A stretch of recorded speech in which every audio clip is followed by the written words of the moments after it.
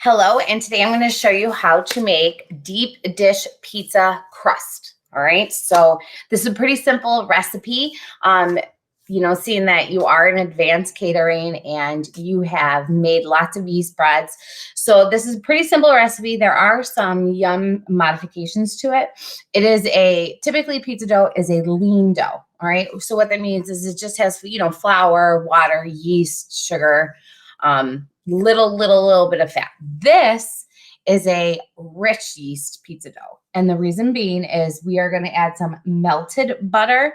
And then once the dough has risen, when we assemble, we're actually going to be kind of laminating in some more butter to give it more of a buttery flavor. So this is a copycat Luminati's recipe, the crust and the sauce. And then when we assemble, you'll kind of see the traditional Chicago style pizza take its course. All right. So we are going to get started. So in your recipe, it says to mix this with a kitchen mixer. My recommendation, actually, I've done it with a kitchen mixer, and sometimes it turns out really well, and sometimes it doesn't. So I would just mix it by hand. So for this demo, I'm just going to mix by hand, and I'm going to combine in my bowl 1.5 cups of granulated, just all-purpose flour. All right. You can use bread flour if you want. It will give it a little bit more of a chew. So 1.5 cups of that. And then we have a 1/4 cup of cornmeal, all right, which is this. So there's a couple different forms. So true cornmeal is going to give a little bit of grit. I like to use this. So this is it's still ground corn. It's just softer. But I like the texture it gives to the pizza crust better, so that I choose to use this. But you can get regular cornmeal. All right, so I'm just going to combine that with that. And then I'm going to add in all the fabulous things that go with yeast crust. All right, so first off, yeast. All right, so when you go to the grocery store, I know at school, I buy yeast in bulk. So you just measure from a big container of it. But at home, you can buy a little jar of it, or you can buy these. Comes in a 3-pack, all right? And each of these little containers is 2¼ teaspoons. You only need a teaspoon and a pinch, all right? So here's my yeast, all right?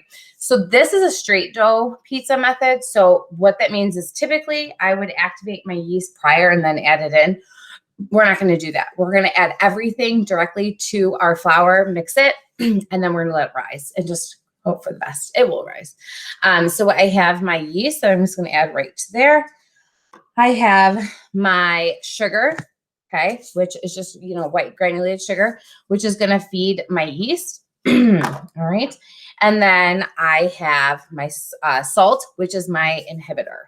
All right. Which is going to control the growth. All right. The next thing I'm going to add in is 1 cup of warm water. Remember, if it's too hot, you will instantly kill the yeast and the dough will never rise.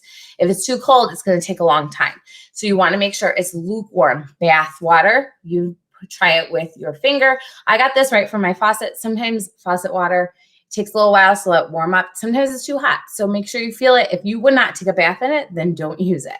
If it's taking too long, you can always microwave it to get it warm. So I'm just adding this directly to there. And then I'm going to start stirring my fabulous dough.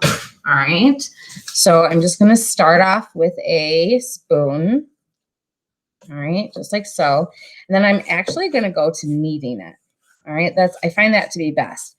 So for some reason, and this baffles me, same exact recipe, when I mix it in the kitchen mixer, it's so soft and liquidy, and it's the same exact ratio. So it's very weird, which is why I determined that I am just going to always mix this by hand.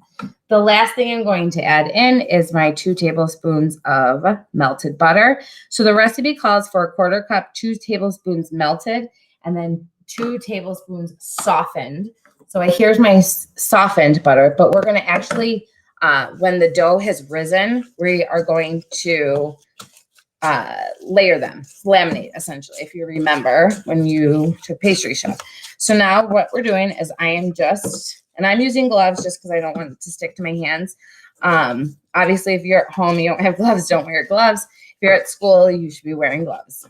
All right. So I'm just going to knead this for a couple minutes. Just, it is going to be a stickier dough because we have that butter in there. All right. All right. So it's a little stickier than I would want. So I'm just going to actually grab a tablespoon of flour just so it doesn't keep sticking. All right. So if you notice it being a little sticky, you can just add in that quarter. I just added a tablespoon of flour. You can just eyeball it at this point when it comes to that. All right, that's perfect. All right, so if you remember, when you knead your dough, you're activating your gluten. The gluten is what helps with the structure. Obviously, the flour gives the bulk and structure, but you have to activate that flour. So the warm water and then the working it is perfect. So I'm just going to take these off just to kind of feel it because it's sticking, but it's perfect. And now what I'm going to do is I am going, and I knead it directly in my bowl. You can take it out and you can knead on your tabletop. All right. And I'm going to let this rise at room temperature. I'm adding a little bit of oil to this just so it doesn't stick. All right. So just make sure, remember, you add the oil so it doesn't develop like a skin. All right, just like so. So I'm just going to kind of press this down. And you also don't want it to completely stick to the bowl. All right, so we are good there. What I'm going to do is I'm going to let this rise at room temperature.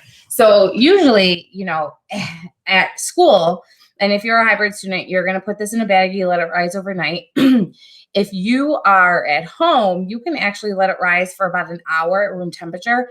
It will double in size. You punch it down and then you would assemble and it's good to go. But at school, you're, you know, in terms of time, you need to let it rise in the refrigerator. So it's the coolerize method. So it takes overnight. In here, it will only take 45 minutes at room temperature. All right. So I will be back to assemble our pizza, show you the double dough, and assemble and talk more about the Chicago style of our pizza that we're focusing on this week. All right. So we'll be back.